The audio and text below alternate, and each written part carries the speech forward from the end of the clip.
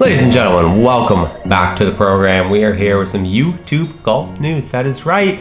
It's flowing a little less frequently in the cooler months now that it's August and people are golfing less and there's just less golf happening. This happened last year. Tends to be a little less news around this time of year. So, when there's news videos, we're going to make them, but I'm not going to force feed you stuff that I don't find interesting. But thankfully today we have two very interesting pieces of content. Number one, I think people thought I was going to be more excited about this than I am. This to me is like mega old news. The fact it's happening is good and it's exciting and it's going to be a good piece of content, but it's like mega old news. And that is, if we flip over to the screen, obviously we had a post yesterday. If you're not living under a rock, a co-post, GM Golf Micah Morris, with the caption, "Family Feud." This isn't actually the top comment, it's just popping up because it's my own Instagram, but commenting, "My work here is done." Which, take that for what it is. I'm not going to sit here and try and explain what that means. If you know, you know. But this match happened. These two came together. They filmed at Sunflower Hills in Kansas, which I guess is kind of like where it all began for them, which is cool. But, it's cool. And the match is going to be great. And it's going to do big numbers, and people are very excited about it. But, people think that Nate goof about to implode. People think that I'm going to be more excited about this probably than I am. They're probably going to be shocked at how not overly. Again, I'm excited about it for the sake that both of these guys are about to release banger videos. That's great for them. But I don't know. I felt like this whole saga, this whole drama saga has kind of, at least for my purposes, had left a long time ago. They did the Good Desert Open back in February. They were together. So to me, that, there wasn't a whole lot of juice. If this would have happened this time last year, that would have been crazy. As far as me freaking out and reacting to it and being like, I didn't see this coming, that's so crazy. I think part of the reason why I'm not having this big reaction is this. I feel like I saw this coming from a mile away. We knew it was gonna happen. We didn't know exactly when, but we were fairly certain it was gonna happen. But nevertheless, it's very exciting. Garrett posting, "The match was unreal, stay tuned," confirming that there is a match coming. There is going to be likely a 9-9 type situation. It's needed, but is it the craziest, most blow my mind news ever? No, because I think we saw it coming, but still a good thing. It is crazy. It is blow my mind news. What I am excited about that I haven't even seen yet, right here. Rick Shiels answering my most asked equipment questions. Now, this video, this sounds mean. I don't want to say nobody. People would not care about nearly to the same level as they're going to if it wasn't for this. Let me find Rick Shiels' Instagram. This is where I saw the tease for it. Not that. This. New video on the Hit channel. I'm probably just going to use this for the thumbnail of this video because this is exactly what we want. What happened to the Titleist fitting video? So if you don't know, Rick Shiels posted a video. He went and did a driver fitting with Titleist. The comments were filled with negativity for the most part against Rick.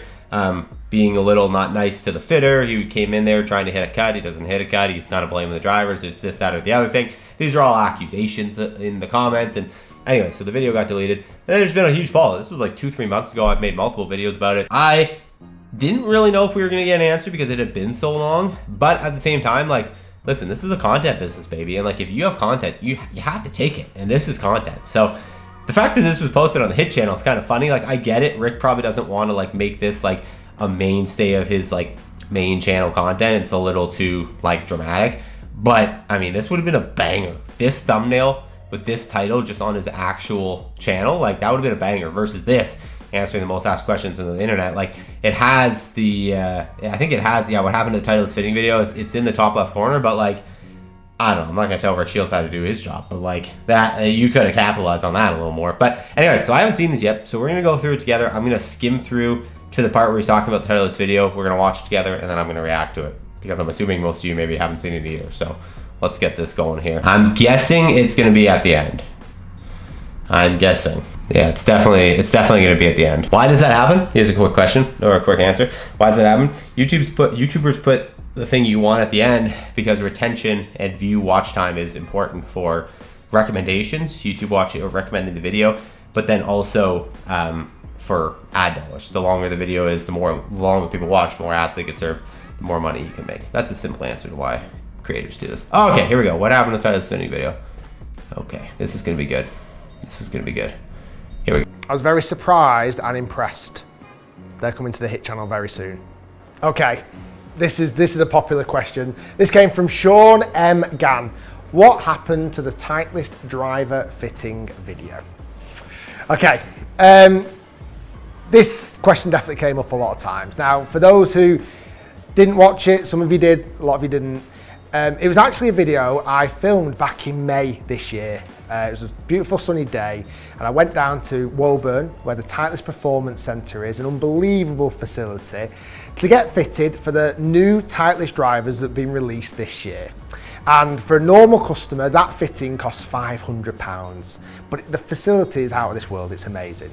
And typically, over all the years I've been doing YouTube videos, that is something I do very often. I'll get fitted for the new product that's coming out. That's with TaylorMade, Callaway, Ping, Titleist, all of the brands. I'll either go to their fitting facilities, they'll come here to the studio and fit me, they've been to the driving ranges where I've worked in the past to fit me, so that I am custom fit for the product that I'm about to review. It makes total sense. Now, I've never filmed one of those fitting videos, and on reflection, when the video went out, there was a lot of negative comments, and it hurt. There was a lot of comments obviously aimed at my attitude, etc. And I was on holiday with my family, and it was like, whoa, I'm getting absolutely roasted in the comments here. So as a gut reaction, I was like, well, we need to stop the bleeding here. I just deleted the video. I took it down. And that was my personal choice. I didn't get asked by Titleist to take it down. In fact, they were surprised I took it down because they thought it was a good video. But I was like, I just need to take that video down. I'm not coming across how I would normally come across. That's not me. That's not me on. Okay, let's pause for a second here. This is like a fair answer from Rick, and I think this is nice that it's an honest answer. I think maybe people were expecting him to maybe hide something from it. This feels like a very honest answer to me. As a creator, like, I've done this before many times, where I've uploaded at least 2,000 YouTube videos probably over the last 7 years across all of my channels. 100% out of those 2,000 videos, I've uploaded a video despite having watched it in the edit and then just been like, this isn't really hitting, this isn't really conveying what I want to convey. Like, sometimes things make sense in your head, and and you watch it and it still makes sense to you, but when you see it doesn't make sense to the audience, you're like, my message isn't getting across, and then maybe you delete it or whatever.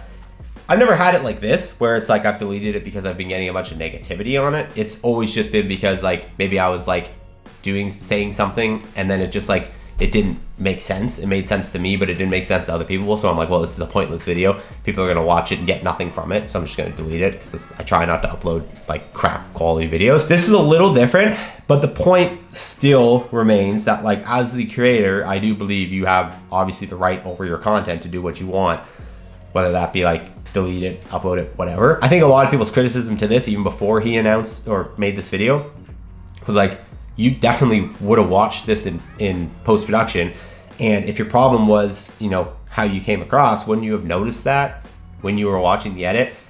Maybe he's about to address it. The only thing I would say is that video did come out on his hit channel.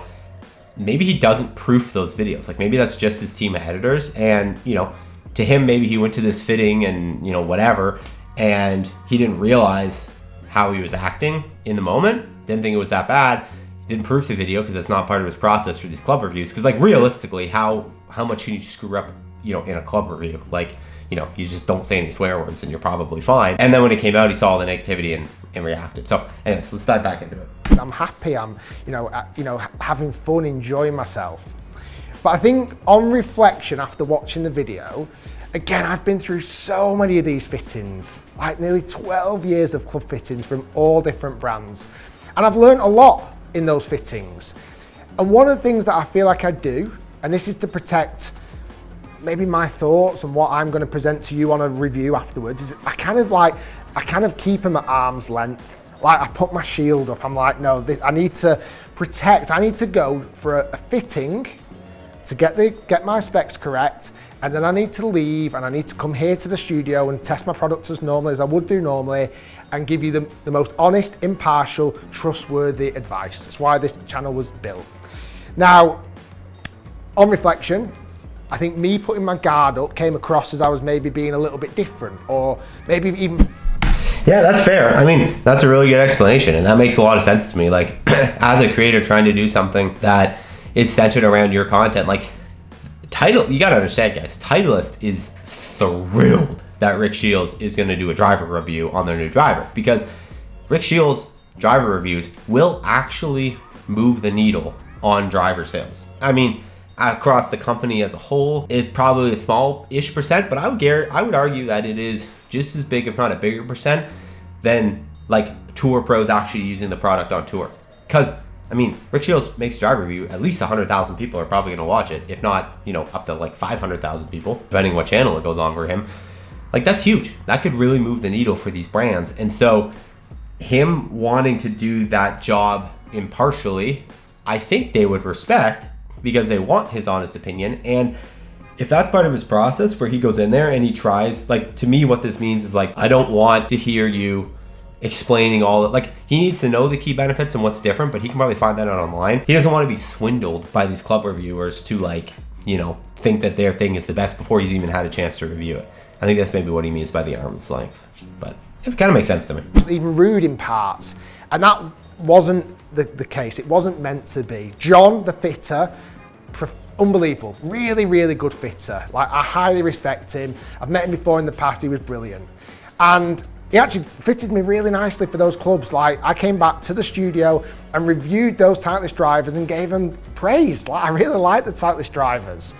I just think on the day, filming that setting, almost like a fly on the wall setting, I was very much like, I've got to protect myself. And that's because over years, maybe I didn't realize until I watched that video, over years, I've been kind of wanting to protect what I say to you as a viewer, because there's sometimes I've been to fittings and it's like the fitter or other people around almost become like hype men. Every shot that hit, like, oh man, it's the greatest shot I've ever seen in my life. And I'm like, is it? It was okay. And I think this is such a good point. This is very interesting. I mean, kudos to Rick for being this open and like honest about it, because like this all makes a lot of sense, and maybe it doesn't make sense to you, but as a creator, this makes so much sense.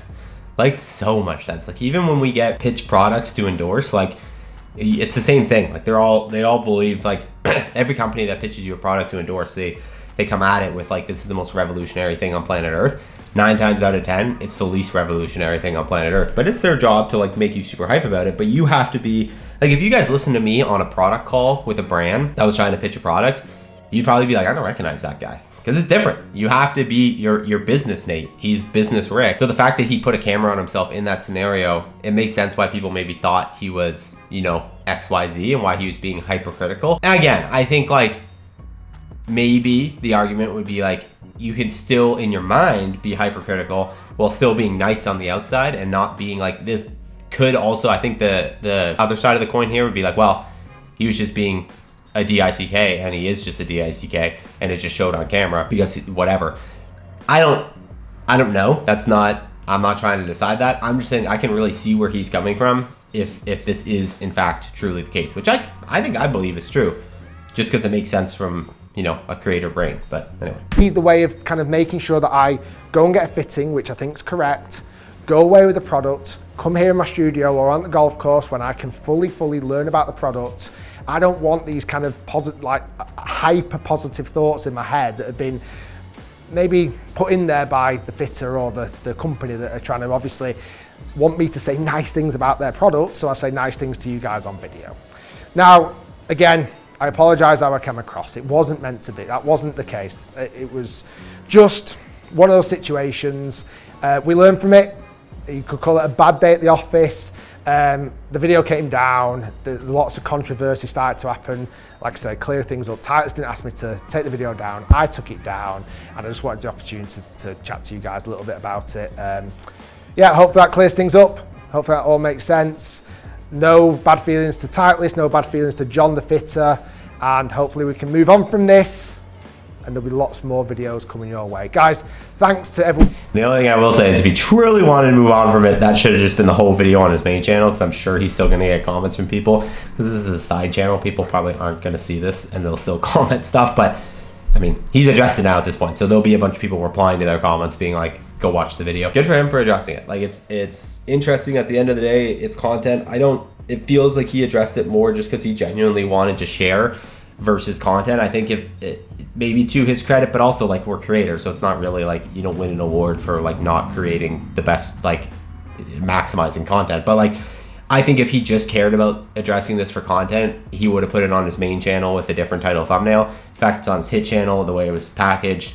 I genuinely think he just wanted to address it. I don't think he was trying to like suck the most content out of it or like views or whatever.